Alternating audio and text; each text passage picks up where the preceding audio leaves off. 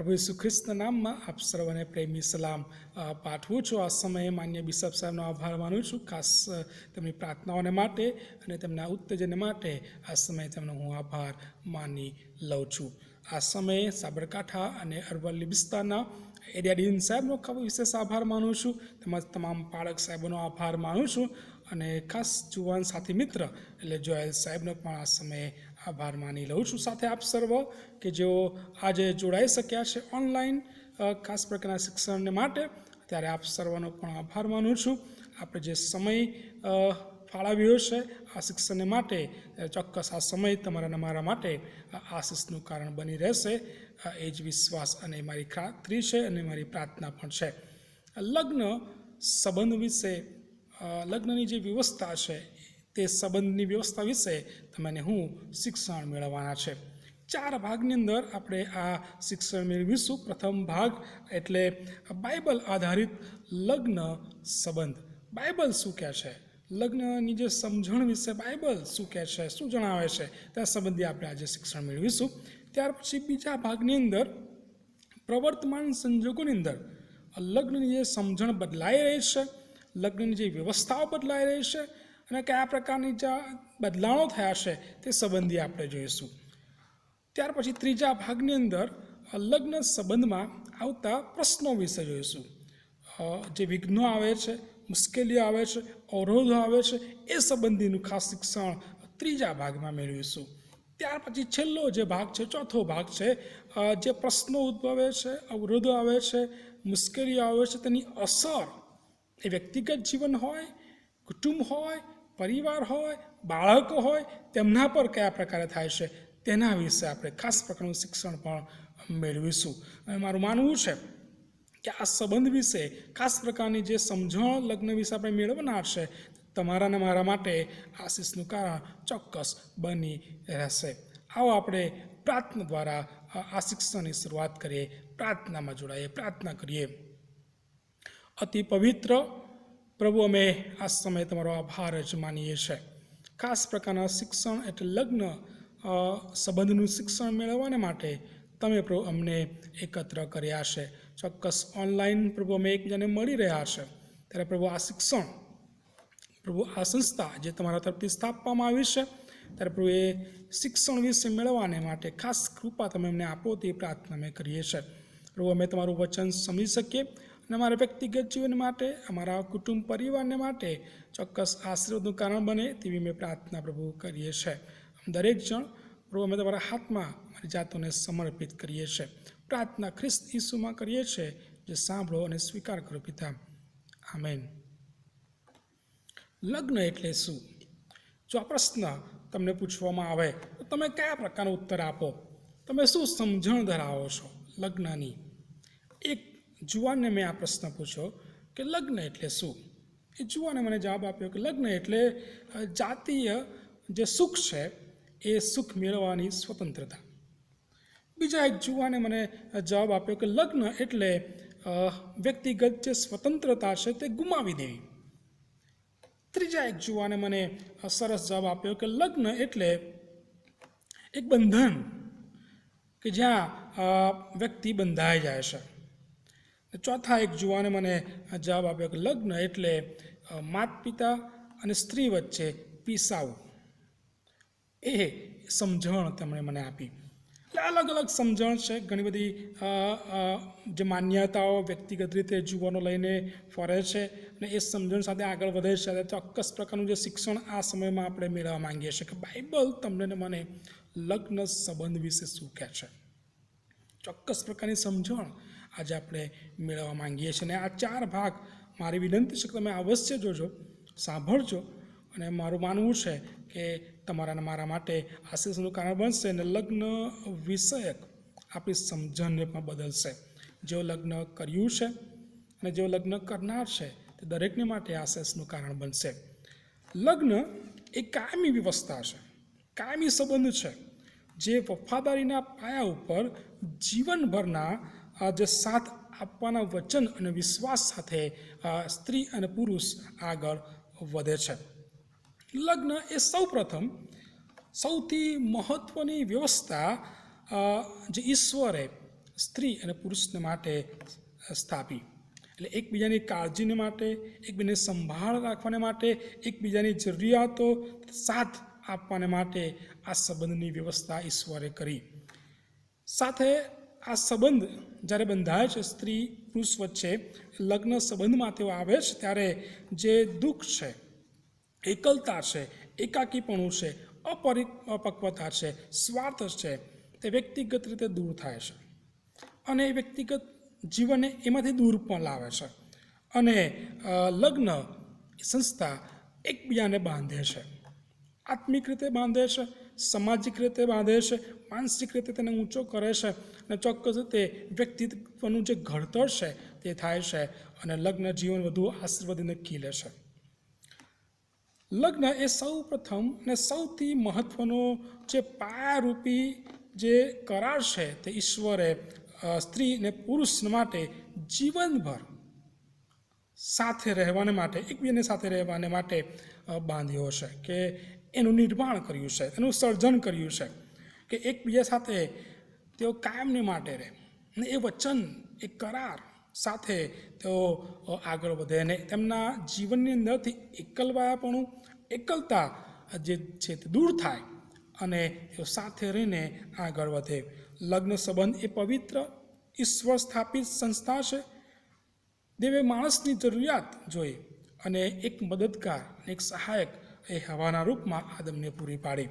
જ્યારે સ્ત્રી પુરુષ લગ્ન સંબંધમાં જોડાય છે, સહમત થાય છે કે તેઓ હવે લગ્ન સંબંધમાં જોડાવા માંગે છે, ત્યારે ચોક્કસ રીતે ઈશ્વર તેમને લગ્ન જીવન સંબંધિત જે જવાબદારીઓ છે તે તેમને સોંપે છે. અને પતિ અને પત્ની ધાર્મિકતા, પ્રમાણિકતા, પવિત્રતા અને જવાબદારી સાથે ઈશ્વરને માટે સાક્ષીના પાત્રો બનવાની શરૂઆત કરે છે. ખ્રિસ્તી વ્યક્તિ તરીકે લગ્ન સંબંધ એ સંપૂર્ણ વચનબદ્ધતા, સંપૂર્ણ સોંપણી અને પોતાના પાત્ર સાથે જીવંત પર્યંત, જ્યાં સુધી મરણ છૂટા ન પાડે ત્યાં સુધીનો એ સંબંધ છે. એટલે ખ્રિસ્તી વ્યક્તિ તરીકે તમારા માટે ચોક્કસ એ સમજણ આપેલી છે કે મરણ જ્યાં સુધી છૂટા ન પડે ત્યાં સુધીનો એ સંબંધ એ લગ્નનો સંબંધ, પતિ પત્નીનો સંબંધ. લગ્ન સંબંધ એ દેવે ઠરાવેલો સંબંધ છે. એ સ્ત્રી પુરુષ વચ્ચે કરારથી સ્થાપન કરવામાં આવે છે. ઈશ્વર એ તે સ્થાપ્યો છે. એ એદન વાડીની અંદર એ આદમ અને હવા લગ્ન દ્વારા ઈશ્વરે એ લગ્ન સંબંધની સ્થાપના કરી અને સંબંધ આગળ પ્રભુએ લાવે છે. જૂના કરારની અંદર લગ્ન સંબંધિત જે શિક્ષણ પ્રભુ તમને મને આપે છે એ ઉત્પત્તિના ભાગની અંદર આપણે જોઈએ છે. એ સર્જનાનું જે પ્રભુનું કાર્ય છે, સર્જનનું જે કાર્ય છે તેની અંદર તમને હું જોઈએ છે. લગ્ન સંબંધિત ચોક્કસ શિક્ષણ તમને મને ઉત્પત્તિના 2 અધ્યાયની અંદર મળી રહે છે. લગ્ન સંબંધ દેવ તરફથી જે સ્થપાયેલો, ઠરાવેલો એ તેમના સર્જન કાર્યનો એક મહત્ત્વનો ભાગ છે અને સત્ય છે. લગ્ન સંબંધ મૂળભૂત રીતે દેવના સર્જનાત્મક કાર્યમાં સ્ત્રી અને પુરુષને તેમની પ્રતિમામાં તેમણે સર્જન કર્યું. દેવે જ્યારે હવાનું સર્જન કર્યું અને આદમને માટે લગ્ન સંબંધિત વ્યવસ્થા કરી, તે સાથે દરેક માણસને માટે એક ઉત્તમ ઉદાહરણ પણ પ્રભુએ આપ્યું કે લગ્ન એક પત્નીત્વ સંબંધ છે. બાઇબલ આપણને ક્યારેય એવું જણાવતું નથી કે માહિતી ક્યાંય પણ આપતી નથી કે આદમ પોતે જાય છે ઈશ્વર પાસેને કહે છે કે હું એકલો છું ને હું અસંતુષ્ટ છું. ના, પરંતુ દેવે, ઈશ્વરે પોતે વિચાર્યું કે માણસ એકલો છે, એકલવાયો છે અને તેથી દેવે કહ્યું કે માણસ એકલો રહે તે સારું નથી. અને દેવે આદમને સારું એક સ્ત્રી એટલે હવાનું સર્જન કર્યું. લગ્ન સંબંધ તથા સંસ્થા ઈશ્વર સ્થાપિત પ્રથમ સંસ્થા છે કે સંબંધ છે. તેથી જ્યારે પણ આપણે લગ્ન સંબંધિત વાત કરીએ છીએ, કુટુંબ સંબંધિત વાત કરીએ છીએ, ત્યારે ઈશ્વર પોતે એ વાતમાં આપણી સાથે જોડાય છે. ઉત્પત્તિના 2 અધ્યાયની અંદર 24મી કલમમાં દેવે કહ્યું કે માણસ પોતે પોતાના માતા પિતાને છોડી પોતાની સ્ત્રી એટલે પત્ની સાથે રહેશે, તેઓ એક દેહ થશે. આપણે દેવના સર્જનાત્મક કાર્યમાં જોઈએ છે કે દેવે સ્ત્રી અને પુરુષને પોતાની પ્રતિમા પ્રમાણે સર્જન કર્યા પછી તેમણે તેમને આશીર્વાદ આપ્યો, આજ્ઞા આપી કે સફળ થાવ, વધતા જાઓ અને પૃથ્વીને ભરપૂર કરો.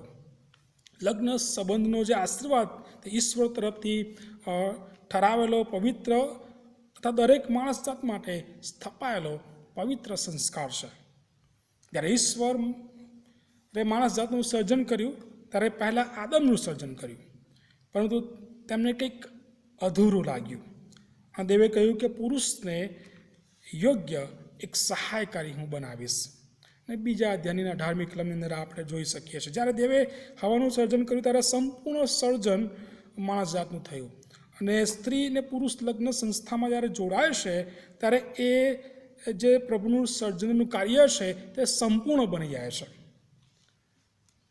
લગ્ન સંબંધ તે એક વિશિષ્ટ ધાર્મિક સંસ્થા નથી, પરંતુ ઈશ્વરનું વચન કહે છે કે લગ્ન સંબંધ દેવ તરફથી સ્થપાયેલ ઠરાવેલ સંબંધ છે. બાઇબલ આપણને કોઈ પણ પ્રકારના વહેમમાં કે શંકામાં રાખતું નથી, પરંતુ તે જાહેર કરે છે, પ્રગટ કરે છે કે લગ્ન સંબંધ મૂળભૂત રીતે ઈશ્વરનું દૈવીય સર્જન છે. લગ્ન સંબંધ એ ઈશ્વરનું દૈવીય સર્જન છે. જ્યારે હવાને આદમ પાસે લાવવામાં આવે છે ત્યારે તે બોલી ઉઠે છે. આદમ બોલે છે, શું બોલે છે? બહુ સરસ કહે છે કે આ મારા હાડકામાંનું હાડકું અને મારા માંસમાંનું માંસ છે, તે નારી કહેવાશે, કેમ કે તે નરમાંથી લેવામાં આવી. બહુ ચોક્કસ પ્રકારની જે કાવ્ય રચના બહુ સરળ રીતે સરળતાથી જે હવાને માટે આદમે સર્જી, એ તો બહુ સહજ રીતે અલગ જ તરી આવે છે. અને આ વચન તમને ને મને બહુ સ્પષ્ટ સમજણ આપે છે, માહિતી આપે છે કે શા માટે પુરુષ પોતાના મા બાપને છોડીને મૂકીને પોતાની પત્ની સાથે રહેશે, તેઓ એક દેહ થશે. શા માટે?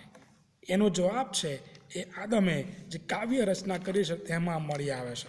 બહુ અજાયબ છે. આ મારા માંસમાંનું માંસ છે, આ મારા હાડકામાંનું હાડકું છે, તે નારી કહેવાશે, કેમ કે તે નરમાંથી લેવામાં આવી છે. બહુ અજાયબ છે.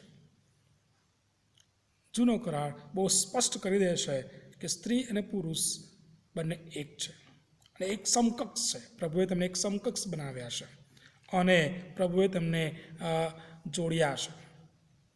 અને એ સમજણ સાથે એ લગ્નની સ્થાપના પ્રભુએ આદમને હવાને માટે કરી. ત્યાર પછી લગ્ન સંસ્થાની સ્થાપના થઈ અને લગ્ન સંસ્થા આગળ વધે છે.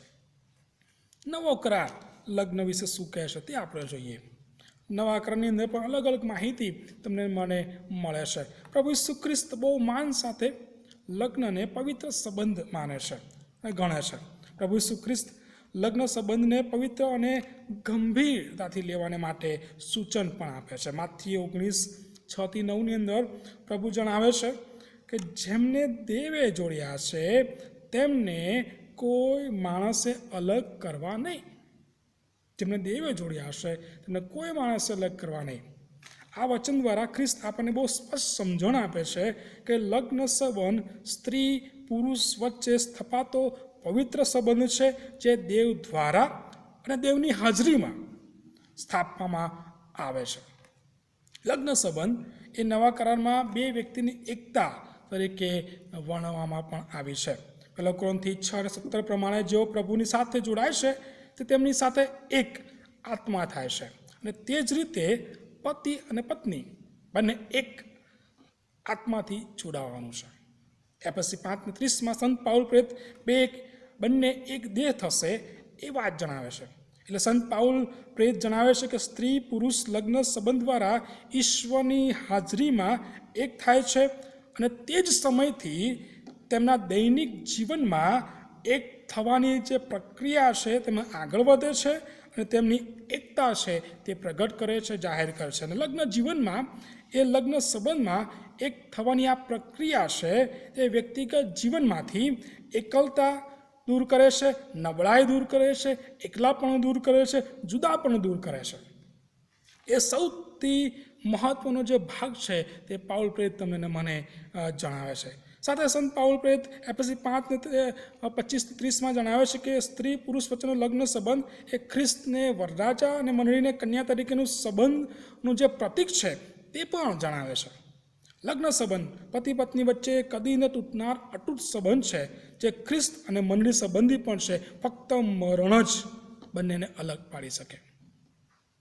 નવા કરાર મુજબ લગ્ન સંબંધ એ ખ્રિસ્ત અને તેમની મંડળી વચ્ચેની એકતાનું પ્રતીક તરીકે દર્શાવવામાં આવે છે. પ્રતિકરણ 19:7-9 અંદર જણાવવામાં આવ્યું છે કે હલવાના લગ્નનો દિવસ આવ્યો છે અને તેમની કન્યાએ પોતાને તૈયાર કરી છે. અહીંયા ખ્રિસ્તને વરરાજા અને તેમના લોકોને એટલે મંડળીને કન્યા તરીકે દર્શાવવામાં આવ્યું છે. સંત પાઉલ પ્રેરિત જણાવે છે કે આ સંબંધ ગહન છે, રહસ્યમય છે, પરંતુ એ પાયાનો સંસ્કારી એ પાત્ર છે. લગ્ન સંબંધ એ પવિત્ર સંસ્કાર તરીકે ગણવામાં આવે છે. સંત ઓગસ્ટીન આ પ્રમાણે જણાવે છે કે લગ્ન સંબંધ સ્ત્રી પુરુષ વચ્ચે સ્થપાતો પવિત્ર કાયમી સંબંધ છે, બંધન છે, જે ખ્રિસ્ત અને તેમની મંડળી સંબંધી પણ આપણને સમજણ આપે છે. પવિત્ર આત્મા પતિ પત્નીને અધિકાર આપે છે કે તેઓ લગ્ન જીવનની એકતા જાહેર કરે, પ્રગટ કરે અને ખ્રિસ્ત તથા મંડળી સંબંધી તેઓ જીવંત સાક્ષી બને. લગ્ન દ્વારા સ્ત્રી અને પુરુષ બંને એક થાય છે, સાથે તેઓ ખ્રિસ્તને માટે જીવન સાક્ષી બને છે. લગ્ન સંબંધ વચન જે સ્ત્રી પુરુષ એકબીજાને આપે છે તે કરાર તરીકે ગણવામાં આવે છે કે ઈશ્વરની નજરમાં તે પવિત્ર કરાર છે અને જીવન પર્યંત બંધાતો સ્થપાતો પવિત્ર કરાર છે. સ્ત્રી પુરુષ એકબીજાને મરણ તેમને અલગ ન પાડે ત્યાં સુધી એકબીજા સાથે ગમે તેવા સંજોગો હોય, પ્રસંગો હોય, સાથે રહેવા વચન આપે છે. ઈશ્વર પોતે પણ આ કરારના સાક્ષી બને છે અને જીવનભર એક સાથે કરારમાં બંધાઈ રહેવા તેમને સહાય કરે છે. ઈશ્વરના સર્જન કાર્યમાં એક જ બાબત સારી નહોતી, તે તો માણસની એકલતા. અને જ્યારે દેવે આદમને માટે સહાયકારી બનાવી, જે ઈશ્વરનો પવિત્ર સંબંધ માટેનો જવાબ હતો. ઈશ્વરે શરૂઆતથી જ માણસમાં તેમની ઈચ્છા અને તેમની યોજનાઓ જણાવેલ છે. તેથી પતિ પત્ની વચ્ચેની એકતા પવિત્ર સ્વભાવ બને, જેથી દેવના જે પવિત્ર ગુણો છે પવિત્ર અને કાયમી સંબંધમાં એ પ્રગટ થાય. તેથી જ કરીને ખ્રિસ્ત પોતે કહે છે કે જેમણે બનાવ્યા છે તેમણે શરૂઆતથી જ સ્ત્રી પુરુષ બનાવ્યા અને કહ્યું આ કારણથી તેઓ માતા પિતાને છોડી સાથે રહેશે અને તેઓ એક દેહ થશે. લગ્ન સંબંધ બીજા બધા સંબંધો કરતાં અલગ તરી આવે છે, કારણ કે તેની અંદર સ્ત્રી અને પુરુષ એકબીજાની ઈચ્છાઓ, જરૂરિયાતોને સંતોષે છે. આ સંબંધ દ્વારા શારીરિક, માનસિક, સામાજિક, આત્મિક જે વ્યવસ્થાઓ છે તે વ્યક્તિગત રીતે સચવાય છે. જૂના કરણમાં જે લગ્નનો સંબંધ છે તેના વિશે આપણે જોયું. નવા કરણની અંદર લગ્નની સમજણ વિશે આપણે જોયું. લગ્નનો જે હેતુ છે તે હેતુ વિશે આપણે જોવા માંગીએ છીએ. લગ્નનો મૂળભૂત હેતુ શું? શા માટે પ્રભુએ લગ્નની સ્થાપના કરી? તેમનો ઈરાદો શું હતો? તેમની યોજના શું હતી? તેમની હેતુ શું હતો? તે અહીંયા દર્શાવવામાં પણ આવ્યું છે. ઈશ્વરે આદમને સૌથી શ્રેષ્ઠ, ઉત્તમ, સારો, હેન્ડસમ કહી શકાય તેવો આદમને બનાવ્યો. તેને કમ્પેરિઝન થાય જ નહીં. એટલો આકર્ષિત, એટલો હેન્ડસમ, જેટલી હદે સારો થઈ શકે એટલી હદે સારો આદમને પ્રભુએ બનાવ્યો. એટલું જ નહીં, પણ તેના માટે એક સુંદર ગાર્ડન પણ બનાવ્યું. સૌથી સુંદરમાં સુંદર ગાર્ડન પ્રભુએ આદમને માટે બનાવ્યું. અને એટલું જ પૂરતું નહોતું, પરંતુ એ ગાર્ડનની અંદર સૌથી સારામાં સારી બધી જ બાબતોનું પ્રભુએ સર્જન કર્યું. સુંદર, અતિ સુંદર વ્યવસ્થાઓ પ્રભુએ કરી. એ પ્રભુનું સૌથી શ્રેષ્ઠ સુંદરતાનું એ વર્ણન આપણે જોઈ શકીએ છીએ, એ સર્જન આપણે જોઈ શકીએ છીએ. પરંતુ આદમને કોઈ એવી સહાયકારી મળી નહીં કે મળ્યું નહીં. આદમ એકલતા અનુભવવા લાગ્યો. દેવે આદમની એકલતા જોઈ અને તે સંદર્ભમાં પ્રભુ વિચારે છે. અને દેવે ઉત્પત્તિ 2:18 કહ્યું, માણસ એકલો રહે તે સારું નથી, હું તને યોગ્ય એક સહાયકારી બનાવીશ. દેવે આદમની એકલવાયેપણું દૂર કરવા હવાનું સર્જન કર્યું, જે આદમની સમકક્ષ હતી, તેની સહાયકારી મદદ કરનાર યોગ્ય હતી. ઈશ્વરે હવાનું સર્જન કર્યું તેથી આદમ અને હવા એકબીજાને સહવાસથી વૃદ્ધિ પામતા જાય, તો એકબીજા સાથે વાર્તાલાપ કરી શકે, એકબીજાની કાળજી રાખી શકે, એકબીજાની સાથે સમય વિતાવી શકે.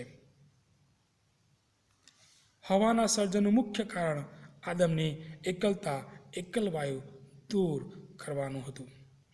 ઈશ્વર દરરોજ એ ગાર્ડનમાં આવતા હતા અને આદમની સાથે વાતચીત કરતા હતા, સમય વિતાવતા હતા. પરંતુ ઈશ્વર અને આદમ વચ્ચે એક અંતર હતું. ઈશ્વર દરરોજ આવતા, સમય પ્રમાણે, નિયત સમય પ્રમાણે આવતા અને વાતચીત કરતા. તેમ છતાં આદમ અને ઈશ્વર વચ્ચે અંતર હતું. જ્યારે ઈશ્વર આદમથી દૂર થતા, તરત જ આદમ છે તે દુઃખી થતો, તને એકલવાયુપણું લાગતું, ખાલીપણું લાગતું.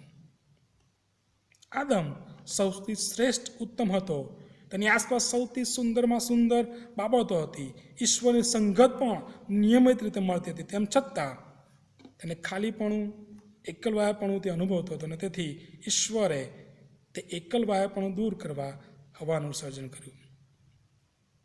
બીજું જે મહત્વનું કારણ હવાનું સર્જન માટે હતું એ તો હવા આદમને યોગ્ય સહાયકારી બને. દેવે આદમને ગાર્ડનની સંભાળ રાખવાને માટે જવાબદારી સોંપી હતી, તે સાથે પૃથ્વીની સંભાળ રાખવાને માટે તેને ભરપૂર કરવાની જવાબદારી પણ આદમની હતી. અને આદમ એકલો આ જવાબદારી મોટી પૂરી કરી શકે તેમ ન હતું. તેથી કરીને ઈશ્વરે તેને સહાયકારી આપી, તેને સમકક્ષ, તેને યોગ્ય, અને એ સાથે મળીને એ જવાબદારી અદા કરી શકે. અને તેથી કરીને એ મદદને માટે, સહાય માટે ઈશ્વરે હવાનું સર્જન કર્યું. બે મુખ્ય કારણો, એકલવાય દૂર કરવા માટે, અને બીજું કારણ એ તો આદમને યોગ્ય સહાય મળી રહે, યોગ્ય મદદ મળી રહે, જેથી કહીને જે જવાબદારી ઈશ્વરે સોંપી છે એ જવાબદારી તે પૂરી કરી શકે. એ બે જ હેતુ સાથે ઈશ્વરે હવાનું સર્જન કર્યું. કોઈ પણ સુખી લગ્ન જીવનને માટે ચોક્કસ નિયમો હોઈ શકે. દેવે તમારા મારા જીવનને માટે 10 આજ્ઞા આપી છે. જૂના કરારમાં 10 આજ્ઞા તમને મને આપવામાં આવી છે કે આજ્ઞા પ્રમાણે તમારે મારે આત્મિક જીવન જીવવું. એ સાથે સુખી લગ્ન જીવનને માટે પણ 10 નિયમો છે, સિદ્ધાંતો છે, બાઇબલ આધારિત. તે હું તમારી આગળ રજૂ કરવા માંગુ છું. એ 10 સિદ્ધાંતો, એ 10 નિયમો કદાચ વ્યક્તિગત રીતે અલગ અલગ પણ હોઈ શકે, પણ મારા દ્રષ્ટિ પ્રમાણે જે છે તે હું તમારી સમક્ષ રજૂ કરવા માંગુ છું.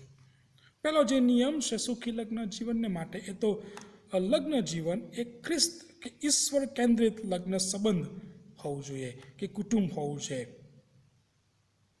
ખ્રિસ્તને કેન્દ્રમાં રાખવાની વાત છે, ઈશ્વરને કેન્દ્ર સ્થાને રાખવાની વાત છે. અને એ ઈશ્વર કેન્દ્ર સ્થાને હોય અને એ જ સંબંધ આગળ વધારવાનો, એ રીતે સંબંધ આગળ વધારવાનો. કોઈ ભૌતિક જરૂરિયાતો નહીં, કોઈ ભૌતિક વાનાઓ નહીં, પણ ઈશ્વર, પ્રભુ ઈસુ ખ્રિસ્ત એ આપણા ઈશ્વર છે. એ ઈશ્વરને કેન્દ્ર સ્થાને રાખીને આપણું લગ્ન જીવન હોય કે કૌટુંબિક જીવન છે તેને આગળ વધારવાની વાત છે. બીજો જે નિયમ છે, સિદ્ધાંત છે, તો આપણું લગ્ન જીવન છે કે કોઈ પણ લગ્ન જીવન છે, સુખી લગ્ન જીવન બને તેના માટે વચન ઉપર આધારિત લગ્ન જીવનનો જે પાયો છે તે નાખવો, કે સંબંધને આગળ વધારવો, વચન પર આધારિત, વચન પ્રમાણે એ લગ્ન જીવનનો સંબંધ છે તે આગળ કરવો. કોઈ વ્યક્તિ આધારિત નહીં, કોઈની વ્યક્તિગત ઈચ્છાઓ દ્વારા નહીં, પરંતુ વચન શું કહે છે, બાઇબલ શું કહે છે, એ વચન ઉપર પાયો નાખીને, એ વચનને આધાર બનાવીને આપણું લગ્ન જીવન આગળ વધારવાનું, જેથી કહીને સુખી લગ્ન જીવન બની શકે. ત્રીજો જે નિયમ છે એ નિયમ એ તો વાર્તાલાપનું દ્વાર હંમેશા ખુલ્લું રાખવું. વાર્તાલાપનું દ્વાર હંમેશા ખુલ્લું રાખવું. શા માટે આ વાત હું કરું છું? કોઈ પણ લગ્ન જીવન હોય તેની અંદર વિઘ્નો આવે છે, પ્રશ્નો આવે છે, મુશ્કેલીઓ આવે છે, સંકટો આવે છે, જોખમો આવે છે. ઘણી વખત વ્યક્તિના આસીપાસ થઈ જાય છે, હિંમત હારી જાય છે, નિરાશ થઈ જાય છે, હતાશ થઈ જાય છે. એવા સમયે જો વ્યક્તિ વાત કરવાનું છોડી દે તો કદાચ લગ્ન સંબંધ પાછો એ મજબૂત ના બને. એટલે હંમેશા વાર્તાલાપનું દ્વાર છે ખુલ્લું રાખવું. કોઈ પણ સંજોગો હોય, વાર્તા દ્વારા કે વાત કરવા દ્વારા એ તેનું સોલ્યુશન આવી શકે છે. એટલે વાર્તાલાપનું જે દ્વાર છે એ હંમેશા ખુલ્લું રાખવું. ચોથી જે બાબત છે કે ચોથો સિદ્ધાંત છે, નિયમ છે, તો એકબીજાની મૂળભૂત જરૂરિયાતો સમજવી. એકબીજાની મૂળભૂત જે જરૂરિયાતો છે તે સમજવાનો પ્રયત્ન કરવો. પોતાની વ્યક્તિગત જરૂરિયાતો, પોતાની વ્યક્તિગત ઈચ્છાઓ નહીં, પોતાની મહેચ્છાઓ નહીં, હું શું કહેવા માગું છું, હું શું કરવા માગું છું એ નહીં, પણ એકબીજા પ્રત્યેની જે ઈચ્છાઓ છે, મારા પાત્રની શું ઈચ્છા છે, તેની શું સમજણ છે, એ સાથે સમજીને આગળ વધવાની વાત છે. પાંચમો જે નિયમ છે એ તો નાણાકીય આવકની મર્યાદામાં જીવન જીવવું. નાણાકીય આવકની મર્યાદામાં જીવન જીવવું. આજના આધુનિક યુગની અંદર તમે ને હું એવા ઘણા બધા પરીક્ષણોમાંથી પસાર થઈએ છીએ કે જ્યાં આપણી ચાદર કરતાં પણ વધારે લાંબા પગ કરીએ છીએ અને તેનું નુકસાન પણ તમારે મારે વેઠવું જ પડે છે. એટલે હંમેશા યાદ રાખીએ, આપણી આવક જાણીએ છીએ, કેટલા નાણાં ઘરમાં આવે છે તે જાણીએ છીએ, ને આપણે બજેટ નક્કી કરીએ અને એ એટલામાં જ આપણે જીવન જીવીએ, એ પ્રમાણે જીવન જીવીએ. ચોક્કસ આપણે મુશ્કેલીનો સામનો કરવો પડશે નહીં. એટલે નાણાકીય આવકની મર્યાદામાં જીવન જીવતા શીખીએ. છઠ્ઠો જે નિયમ છે એ તો ઘર્ષણ નિવારણ માટે બંને સાથે બેસીને માર્ગ નક્કી કરીએ કે સિદ્ધાંત બનાવીએ. કોઈ પણ લગ્ન જીવન હોય એમાં વિઘ્નો આવવાના અને આવવાના, પ્રશ્નો આવવાના અને આવવાના છે. પરંતુ તમે ને હું એ બંને પાત્રો હોય એ પણ સાથે બેસે અને ઘર્ષણ કેવી રીતે નિવારણ કરી શકે એની જે નીતિ નિયમો પોતે જાતે ઘડે એ બનાવે, તેથી કહીને એવા કોઈ પણ પ્રસંગોની અંદર તેઓ બંને એકબીજાને સમજી શકે અને એકબીજા સાથે વાત કરી શકે અને ઘર્ષણ નિવારણ થઈ શકે. સાતમો જે નિયમ છે એ તો સારા જાતીય સંબંધ રાખો.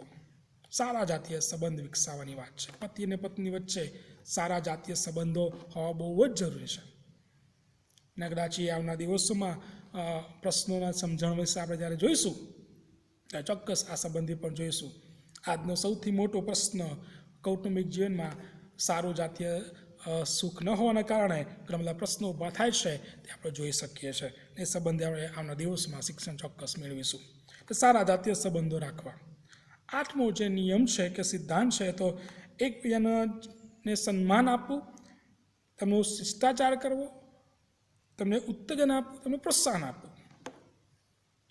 વ્યક્તિગત રીતે ઘણી બધી નબળાઈઓ પણ આપણામાં છે, પણ આપણે એ નબળાઈઓને બાદબાકી કરતાં એકબીજાને ઉત્તેજન આપતા શીખીએ. સારી બાબતો પણ છે તેને આપણે પ્રોત્સાહન આપીએ, ઉત્તેજન આપીએ, જેથી કહીને વ્યક્તિગત જીવન બંને એ પતિ અને પત્ની એકબીજાના સહાયકારી તરીકે આગળ વધે, એકબીજાના મદદ કરતા તરીકે આગળ વધે અને પ્રોત્સાહન મળે એકબીજાને, એકબીજાનું જીવન ખીલે, વધે અને આશીર્વાદિત થાય. નવમો જે સિદ્ધાંત છે કે નિયમ છે તો ભાવનાત્મક રીતે પરિપક્વ બનવાને માટે પ્રયત્ન કરો. શારીરિક, આત્મિક, માનસિક, મનથી, આત્માથી તમે પરિપક્વ બનવાનો પ્રયત્ન કરો. લાગણીઓથી જે ઇમોશન્સ છે એની અંદર મેચ્યુરિટી આપણામાં આવી જોઈએ. નાની નાની બાબતોની અંદર એવા ઘર્ષણો મુશ્કેલ થાય ત્યારે આપણે હિંમત ના હારીએ છીએ. પરિપક્વ બનીએ, મજબૂત બનીએ, ભાવનાત્મક રીતે આપણે પરિપક્વ બનવાની આ દિવસોમાં ઘણી બધી જરૂર છે. 10મો સૌથી મહત્વનો નિયમ એ તો કૌટુંબિક પ્રાર્થના, બાઇબલ વાંચનને માટે સમય ફાળવવો. કૌટુંબિક પ્રાર્થના, બાઇબલ વાંચનને માટે સમય ફાળવવો. અને જે આપણા કૌટુંબોમાં આ નાબૂદ થઈ રહ્યું છે,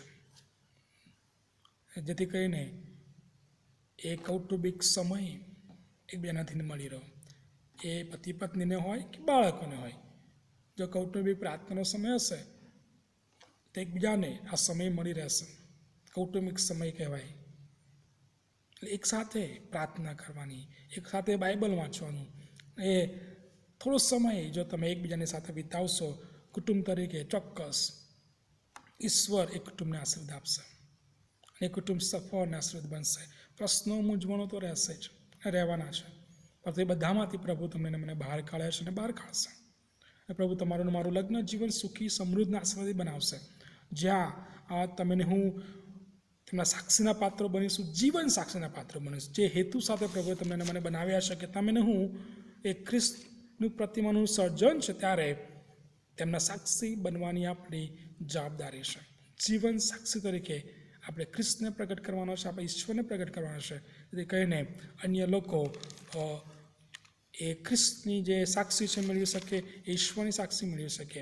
અને તમારું મારું જીવન વ્યક્તિગત રીતે, કુટુંબની દ્રષ્ટિએ, મંડળની દ્રષ્ટિએ અને સમાજની દ્રષ્ટિએ ચોક્કસ આશીર્વાદનું કારણ બની શકે. લગ્નની જે સમજણ છે તે આપણે જોઈ. લગ્ન એ કાયમી વ્યવસ્થા છે, અતૂટ સંબંધ છે, મરણ સુધી ટકનાર સંબંધ છે, મરણ જ આપણને અલગ પાડનાર એવો સંબંધ છે. ત્યારે એ સંબંધ વધુ સમૃદ્ધ અને આશીર્વાદ બને તેવી જ મારી પ્રાર્થના અને વિનંતી છે. આવો પ્રાર્થનામાં જોડાઈએ, પ્રાર્થના કરીએ. પ્રભુ, તમારો આભાર માનીએ છીએ આ સમયે કે લગ્ન સંબંધિત જે શિક્ષણ છે તમે મેળવી શક્યા છે. પ્રભુ, આવનાર દિવસોની અંદર અન્ય જે ભાગો છે કે પ્રવર્તમાન સંજોગોની અંદર લગ્નની જે વ્યવસ્થા બદલાઈ રહેશે, લગ્નની જે સમજણ બદલાઈ રહેશે, તે સંબંધિત શિક્ષણ મેળવવાના છે. લગ્ન જીવનમાં ઉદ્ભવતા જે પ્રશ્નો છે, એની અસરો પ્રભુ વ્યક્તિગત જીવનમાં, બાળકો પર, કુટુંબ પર પડે છે, તે સંબંધી પણ અમે શિક્ષણ મેળવવાના છે. ત્યારે પ્રભુ અમને સહાય કરો કે પ્રભુ અમે લગ્ન સંબંધિત તેના પ્રભુ હેતુ છે એ સમજવા પ્રભુ અમને સહાય કરો. અને પ્રભુ અમે તમારા માટે જીવન સાક્ષી વ્યક્તિગત રીતે અને કુટુંબ રીતે બની શકીએ તેવી કૃપા અમને આપો, તેવી પ્રાર્થના અમે કરીએ છીએ. તમામ જે જુવાન ભાઈ બહેનો પ્રભુ જોઈ રહ્યા છે, નિહાળી રહ્યા છે, સાંભળી રહ્યા છે, દરેકને પ્રભુ તમે આશીર્વદિત કરો. અને પ્રભુ તેમનું લગ્ન જીવન જેઓ લગ્નથી જોડાયા છે તેમનું આશીર્વાદ થાય. જેઓ પ્રભુ લગ્નની વ્યવસ્થામાં આવનાર દિવસોમાં, વર્ષોમાં જોડાનાર છે, પ્રભુ તેઓ પણ અત્યારથી જ લગ્ન સંબંધી પ્રભુ જે વ્યવસ્થા છે તેની સમજણ મેળવે અને પ્રભુ આવનાર દિવસોમાં તૈયાર થાય. જેથી કરીને પ્રભુ તમારા જે ઈરાદા છે, તમારા હેતુઓ છે, તે તેમના જીવનને માટે પરિપૂર્ણ થાય તેવી પ્રાર્થના અમે કરીએ છીએ. પ્રભુ તમારી કૃપા અમને સતત આપતા રહેજો તેવી પ્રાર્થના ખ્રિસ્ત ઈસુમાં કરીએ છીએ, જે સાંભળો અને સ્વીકાર કરો પિતા. આમેન. આ સમય આભાર મનુષ્ય ફરીને એકવાર તમે જોડાઈ શક્યા છો. આજે આપણે લગ્ન સંબંધિત શિક્ષણ મેળવ્યું છે અને આ બીજા ભાગની અંદર પ્રવર્તમાન સંજોગોની અંદર લગ્નની જે સમજણ બદલાઈ રહેશે તે સંબંધી આપણે શિક્ષણ મેળવવાના છે. ત્યારે તમે અચૂક નિહાળશો, જોશો, સાંભળશો અને બીજાને પણ સંભળાવશો તેવી ખાસ વિનંતી આ સમયે કરું છું. થેન્ક યુ વેરી મચ તમારા સમયની માટે. Thank you.